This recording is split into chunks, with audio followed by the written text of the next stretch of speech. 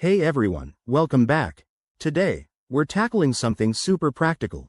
How to transfer money from Bank of America to BECU in 2025. Whether you're switching banks, paying a bill, or just moving funds around, this step-by-step guide will make it easy and hassle-free. I'm excited to walk you through it, so let's dive right in.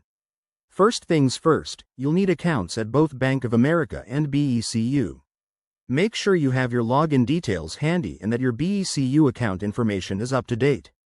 This process typically uses online banking, which is quick and secure. Step 1. Log into your Bank of America account through their website or mobile app. Once you're in, navigate to the Transfers or Move Money section. It's usually found in the main menu. Look for icons like arrows or dollar signs. Step 2. If you haven't already, add BECU as a recipient. You'll need to enter the BECU account number, routing number, and the account holder's name. Double-check these details to avoid any errors that could delay your transfer. Step 3. Select the type of transfer. For most cases, an ACH transfer works best as it's free or low cost and takes 1 to 3 business days. Enter the amount you want to transfer, choose the funding source, like your checking account, and set the transfer date if needed. Step 4. Review all the information carefully. This includes the amount, recipient details, and any fees involved.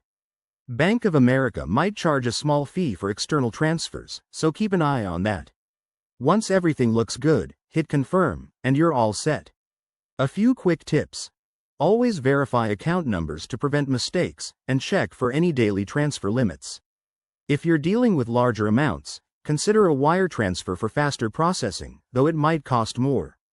Remember, banking processes can change, so keep an eye on updates from both banks. There you have it.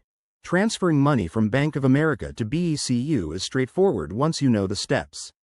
If you found this helpful, give it a thumbs up and subscribe for more finance tips. Thanks for watching, and I'll see you in the next video.